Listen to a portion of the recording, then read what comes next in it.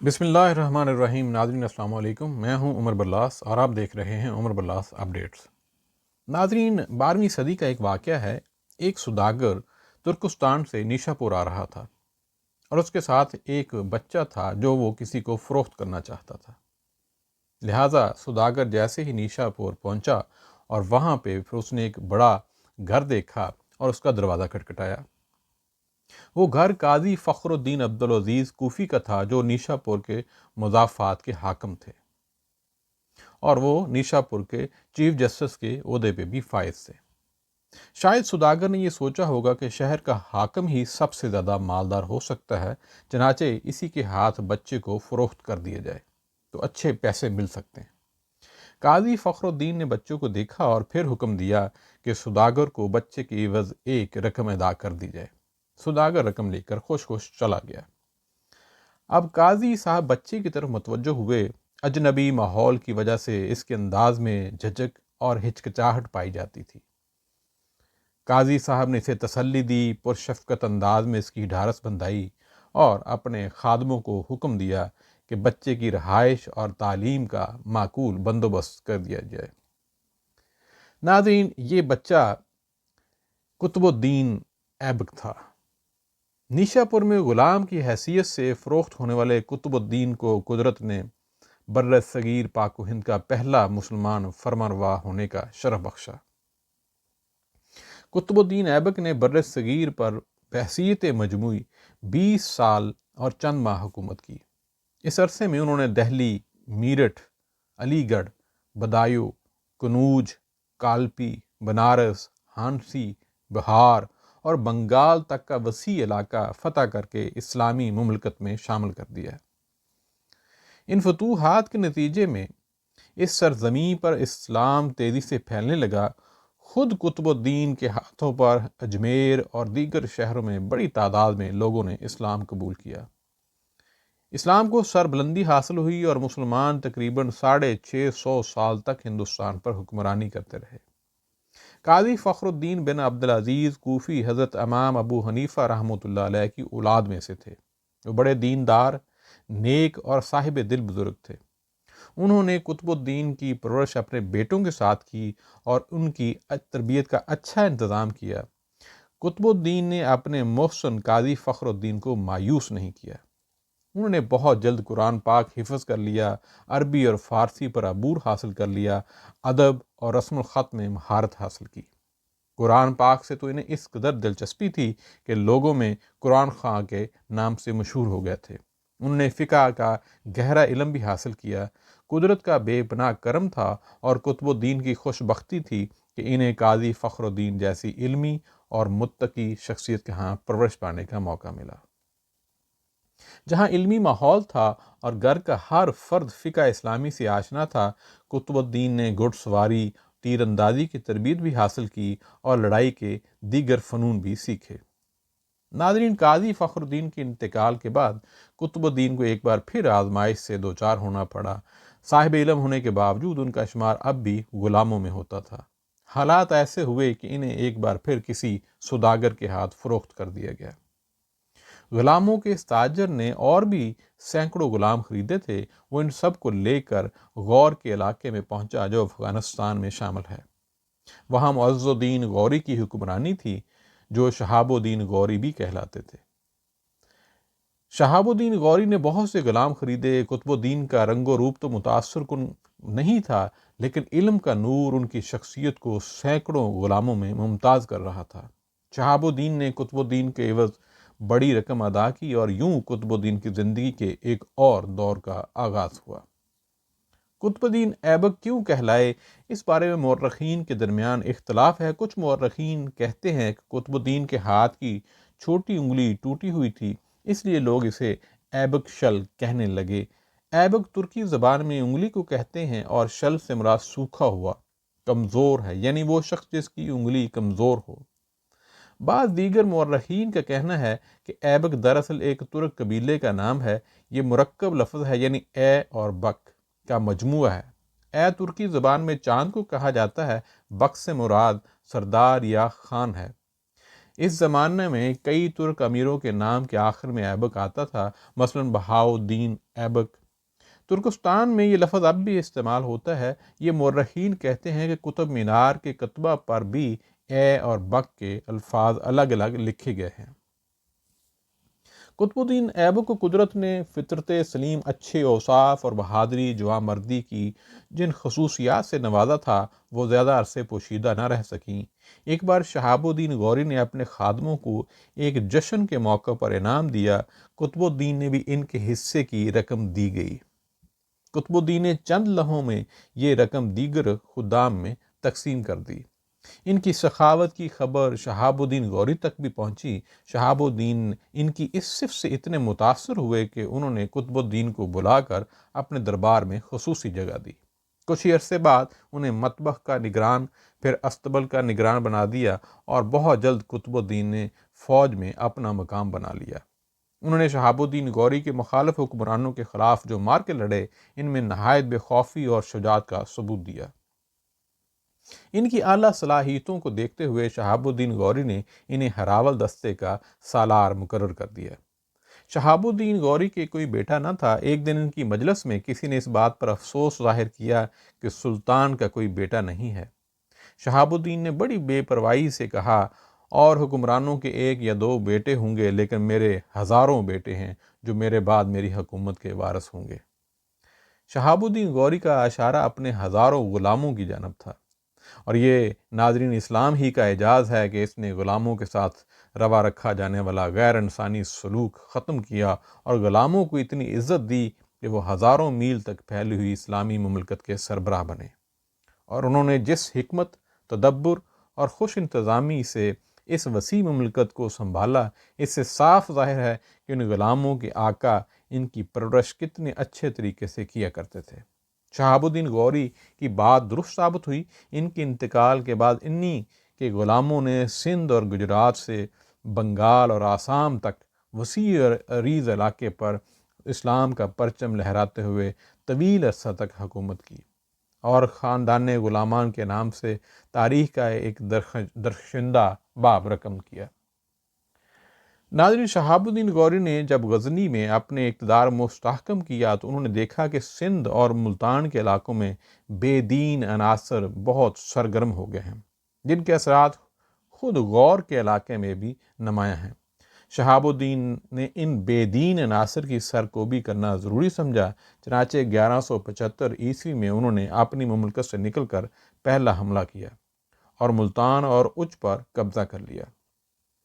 1179 میں پشاور فتح کیا، اور اس سے اگلے سال پورا سندھ پر شہاب الدین کی حکومت قائم ہو چکی تھی۔ شہاب الدین غوری نے 1192 عیسوی میں بٹھنڈا پر قبضہ کر لیا، اور اسی طرح 1192 میں انہوں نے اجمیر، کوہرام اور سمانہ کے علاقے فتح کیے۔ کوہرام دہلی سے 70 میل دور ہے۔ ان تمام مہمات میں قطب الدین ایبک بھی شریک تھے۔ اس کے بعد شہاب الدین غوری نے قطب الدین ایبک کو کوہرام کا حاکم اور ہندوستان میں اپنی فوج کا سالار بنا دیا، اور خود واپس غزنی چلے گئے۔ قطب الدین ایبک بہت اعلیٰ پائے کے منتظم اور بے حد جری سالار ثابت ہوئے۔ انہوں نے کمال خوبی سے اپنی فوج کو ترتیب دیا، اور اسی سال دہلی پر حملہ کر کے اسے پرتھوی راج اور کھانڈے رائے کے رشتہ داروں سے چھین لیا۔ کچھ عرصے بعد میرٹھ کی سڑکوں پر بھی اسلامی فوج گشت کر رہی تھی۔ 1193 عیسوی میں قطب الدین علی گڑھ تسخیر کر چکے تھے۔ اسی سال قطب الدین نے دہلی کو دارالحکومت بنا کر تمام مفتوحہ شہروں میں اسلامی قوانین نافذ کر دیے۔ 1194 میں پھر ہندوستان آئے۔ انہوں نے کنوج کا راستہ اختیار کیا، یعنی کہ شہاب الدین 1194 میں دوبارہ ہندوستان آئے۔ کنوج اور بنارس کا راجہ جے چند بڑی فوج لے آیا۔ اس فوج میں 3000 ہاتھی بھی تھے۔ قطب الدین 50,000 سپاہی لے کر شہاب الدین کی مدد کے لیے پہنچے۔ شہاب الدین نے اپنے لائق سالار کا ماتھا چوما اور اپنے ہراول دستے کے طور پر انہیں آگے روانہ کر دیا۔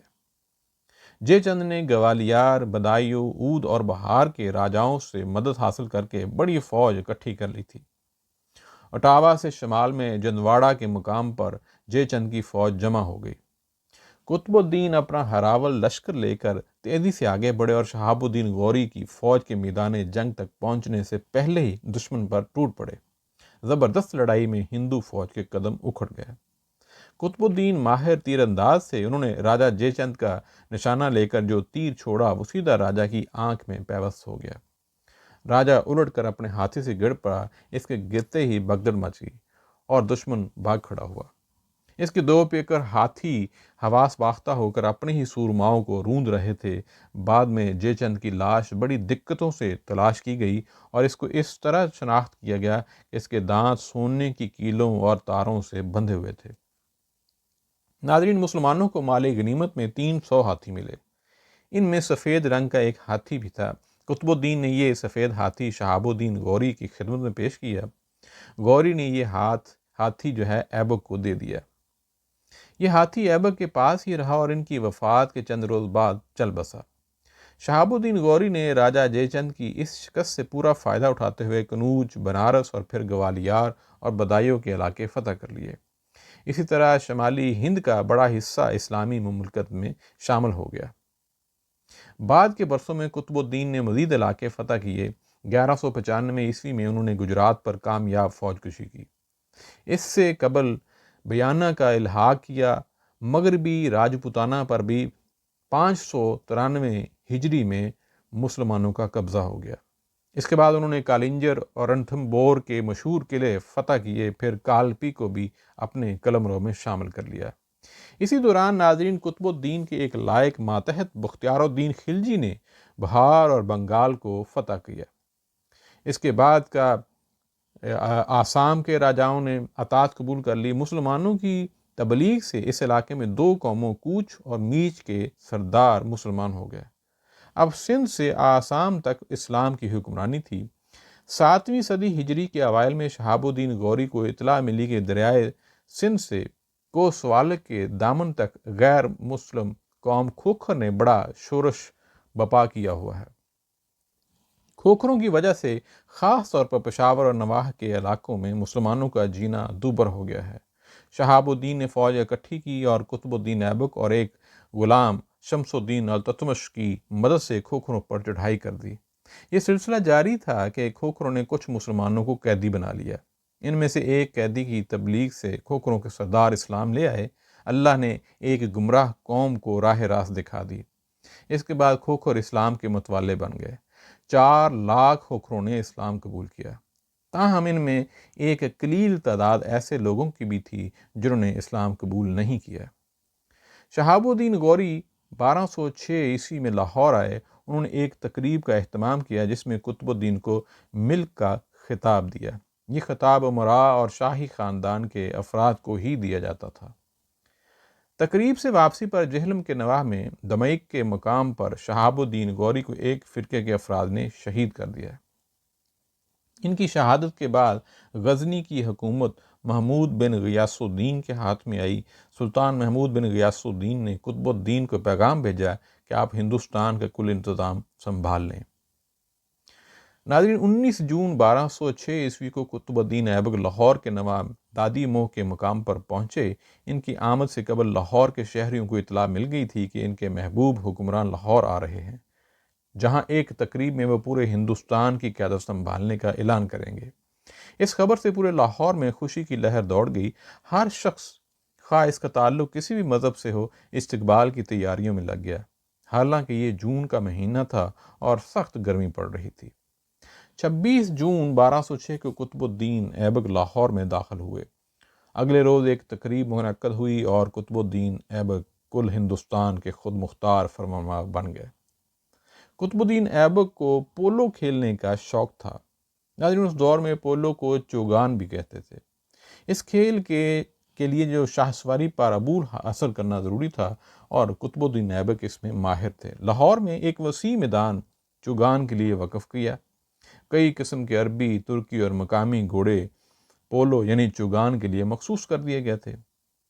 1210 عیسوی میں ایک دن وہ چوگان کھیل رہے تھے کہ اچانک گھوڑے سے گر پڑے۔ وہ اس زاویے سے گرے کہ ان کے گھوڑے کی زین کا اگلا فولادی حصہ ان کے سینے میں پیوست ہو گیا۔ اس زخم سے وہ جانبر نہ ہو سکے اور یوں بر صغیر ایک متقی اور لائق حکمران سے محروم ہو گیا۔ خود مختار سربراہ مملکت کی حیثیت سے قطب الدین ایبک نے صرف 4 سال حکومت کی۔ اس مختصر عرصے میں انہوں نے اپنے حسن سلوک سے رعایا کے ہر فرد کو اپنا گرویدہ بنائے رکھا اور اپنی رواداری اور فراخ دلی کی وجہ سے غیر مسلموں تک کے دل مو لیے۔ قطب الدین ایبک کو لاہور ہی میں سپرد خاک کیا گیا۔ ان کے بعد آنے والے حکمران شمس الدین التتمش نے ان کا مقبرہ تعمیر کروایا۔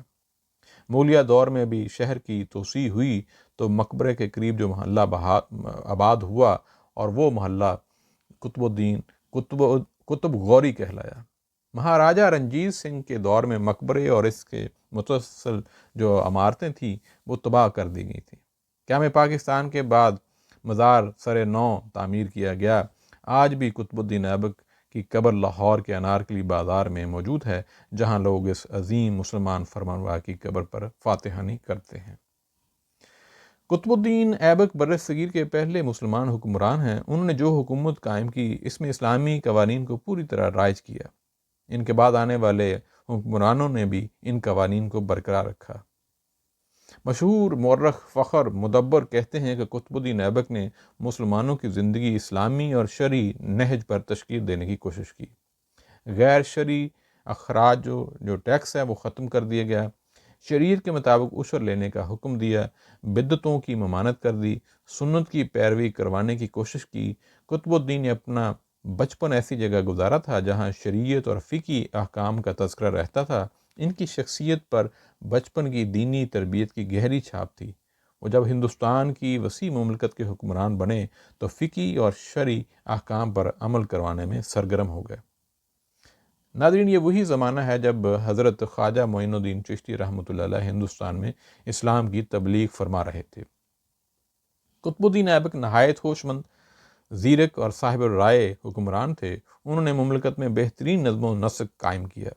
انہوں نے جو قوانین بنائے ان کی بدولت ہر طرف عدل و انصاف کا دور دورہ ہو گیا۔ ان کی فوج میں ترک، غوری، خراسانی، خلجی، ہندوستانی اور ٹھاکر غرض مختلف قوموں سے تعلق رکھنے والے سپاہی موجود تھے۔ قطب الدین ایبک کے مستحکم نظام حکومت کا اندازہ اس بات سے ہوتا ہے کہ ان کے فوج کے کسی بھی سپاہی کی ہمت نہیں تھی کہ وہ کسی سے بھی ناجائز طور پہ ایک چپاتی بھی لے سکے۔ قطب الدین نہایت علم دوست حکمران تھے۔ انہوں نے علم سے زیادہ عام کرنے اور علماء کی خدمت کرنے کی ہمیشہ کوشش کی۔ ان کے دور میں مساجد کے ساتھ مدارس قائم کیے گئے۔ علم کا خاص مرکز لاہور تھا۔ اس زمانے میں شہر کی 90% آبادی تعلیم یافتہ تھی۔ یہاں فخر مدبر مبارک شاہ رحمۃ اللہ علیہ، شیخ عبدالعزیز مکی رحمۃ اللہ علیہ، سید احمد توختہ ترمذی رحمۃ اللہ علیہ اور شیخ یعقوب زنجانی رحمۃ اللہ علیہ جیسے علماء کرام موجود تھے۔ ان کے علاوہ مولانا بہاؤالدین اوشی رحمۃ اللہ علیہ اوش سے ہندوستان آئے۔ وہ اپنے زمانے کے مشہور شاعر و ادیب تھے۔ اسی دور میں جمال الدین محمد اور قاضی حمید الدین جیسے شعراء بھی آئے اور قطب الدین ان تمام علمی شخصیات کی خدمت کی۔ ناظرین، اسی دور میں ایک اور عالم جن کا نام تھا امام رضی الدین ابو الفضائل الحسن سگانی رحمۃ اللہ علیہ بھی تھے۔ آپ بڑے محدث اور فقیہ تھے۔ قطب الدین نے انہیں لاہور کا قاضی بننے کی دعوت دی تھی، لیکن انہوں نے یہ دعوت قبول نہیں کی۔ انہوں نے فقہ، حدیث اور لغت پر بہت سی کتب لکھی ہیں۔ ان کی کتاب مشار الانوار بہت مشہور ہوئی، جن میں تقریباً 2646 احادیث موجود ہیں۔ قطب الدین ایبک نے دہلی میں مسجد قوت الاسلام قائم کی اور جہاں اس عہد کے جید علماء کرام درس دیتے تھے، درس میں ہزاروں طلبہ شریک ہوتے تھے۔ قطب الدین نے لاہور اور اجمیر میں بھی کئی درس گاہیں قائم کی۔ قطب الدین ایبک کو فن تعمیر سے بھی دلچسپی تھی۔ تعمیرات کے معاملے میں وہ اسلامی ذوق رکھتے تھے، چنانچہ دہلی اور اجمیر کی عظیم جامع مسجد تعمیر کروائیں۔ دہلی کی جامع مسجد قوت الاسلام قطب الدین نے دہلی پر قبضہ کے فوراً بعد تعمیر کروائی تھی، اور شاعر مشرق علامہ اقبال نے اس مسجد پر بہت اچھی نظم کہی۔ ناظرین، قطب الدین ایبک کی یادگار تعمیرات میں ایک اہم عمارت دہلی کا قطب مینار ہے۔ ماہرین نے اس مینار کو دنیا بھر میں اس نوعیت کی حسین ترین عمارتوں میں سے ایک قرار دیا۔ سنگ سرخ کا 238 فٹ بلند یہ مینار موجودہ دہلی سے تقریباً 11 میل دور پرانے شہر کے آثار میں آج بھی سر اٹھائے کھڑا ہے، اور 800 برس سے زائد عرصہ گزر جانے کے باوجود صحیح سلامت ہے۔ دنیا بھر سے لوگ اس نادر مینار کو دیکھنے کے لیے آتے ہیں۔ یہ عظیم یادگار جامع مسجد قوۃ الاسلام کی عمارت سے تقریباً 160 فٹ کے فاصلے پر ہے۔ مسجد کے بیرونی جنوبی صحن کے جنوب مشرقی گوشے میں ہے۔ اس مینار پر چڑھ کر مؤذن اذان دیا کرتے تھے۔ مینار کی 5 منزلیں ہیں اور اوپر کی منزل کے سوا ہر منزل پر آگے کی اور نکلتے ہوئے جھروکے ہیں جن کے نیچے قرآنی آیات خوبصورتی سے کنندہ کی گئی ہیں۔ خیال ہے کہ مینار کی بنیادی 2 منزلیں قطب الدین نے بنوائی تھیں، پھر تیسری اور چوتھی منزلیں شمس الدین التتمش نے 1225 عیسوی میں تعمیر کروائیں۔ اس کے بعد جب فیروز شاہ کے عہد میں مینار پر بجلی گری تو 1328 میں فیروز شاہ نے اس کی مرمت کروائی اور 5ویں منزل کا اضافہ کر دیا جو سنگ مرمر سے تعمیر ہوئی۔ بعض مورخین کا کہنا ہے کہ قطب الدین کا نام قطب مینار کا اصل میں نام جو ہے وہ حضرت خواجہ قطب الدین مختار کاکی کے نام پر ہے، جو خواجہ معین الدین چشتی کے خلیفہ تھے، جن کا شمس الدین التتمش بہت احترام کرتے تھے۔ خواجہ مختار کاکی کا انتقال 1235 عیسوی میں دہلی میں ہوا۔ انہیں مینار کی قریب ہی سپرد خاک کیا گیا۔ قطب الدین ایبک ہی کے عہد میں ایک جدید طرز کا محل قصر سفید کے نام سے پتھورا کے قلعہ میں تعمیر کیا گیا۔ بعد میں یہ محل متروک اور ویران ہو گیا۔ ناظرین، قطب الدین ایبک بے حد دریا دل تھے۔ وہ کسی کی مدد کرتے یا انعام دیتے تو لاکھوں کے حساب سے دیتے، اس لیے لوگ انہیں لکھ بخش یا لکھ داتا کہتے تھے۔ وہ نہایت دانشمند، معاملہ فہم اور جری سپہ سالار تھے۔ ان میں فوری طور پر منصوبہ بندی کرنے کی اچھی صلاحیت پائی جاتی تھی۔ جرت، بہادری ان کی شخصیت کے نمایاں اوصاف تھے۔ وہ دشمن کے خلاف کسی مہم پر نکلتے تو فوج کے ساتھ تیز رفتاری سے پیش قدمی کرتے۔ ہانسی کی طرف فوج لے کر بڑھے تو ایک رات میں 45 میل کا فاصلہ طے کر لیا۔ وہ اس قدر نڈر اور شیر دل تھے کہ اپنے نیزے کی مدد سے میدان جنگ میں ہاتھیوں کو ڈھیر کر دیتے تھے۔ علی گڑھ کی جنگ میں انہوں نے 3 ہاتھیوں کو اپنی شاندار تیر اندازی سے مار ڈالا تھا۔ وہ شمشیر زنی میں بھی مہارت رکھتے تھے۔ جب وہ شہاب الدین غوری کے ساتھ بنارس کی جنگ لڑنے کے لیے جا رہے تھے تو راستے میں انہیں 4 خونخوار شیر ملے جنہیں انہوں نے اپنی تلوار سے ہلاک کر ڈالا۔ قطب الدین ایبک اپنی رعایا کے لیے کم حیثیت اور نادار افراد کا خاص خیال رکھتے تھے۔ ان کے دور میں آبادیاں ڈاکوؤں اور راہزنوں سے پاک ہو گئی تھیں اور انصاف کی حکمرانی تھی۔ فوج کے علاوہ محکمہ مال میں بھی ہندو باشندے غلام تھے۔ قطب الدین ایبک کے اعلیٰ انتظام اور مثالی حسن سلوک کا نتیجہ یہ تھا کہ انتقال کے بعد بھی لوگ انہیں عرصے تک یاد کرتے رہے، اور بعد کے ادوار میں جب کسی اچھے حکمران نے کوئی اچھا کام انجام دیا ہوتا تو لوگ اسے قطب الدین کا زمانہ کہہ کر پکارتے۔ ناظرین، آج کی شخصیت ایک بہت بڑی قطب الدین ایبک، اور اسی طرح ہم کسی دن اور جو ہے ایک اور شخصیت کے ساتھ حاضر ہوں گے۔ اس میں بہت سی چیزیں ہمارے سیکھنے کے لیے ہیں۔ اللہ تعالیٰ ہمیں پڑھنے اور عمل کرنے کا شرف بخشے۔ السلام علیکم۔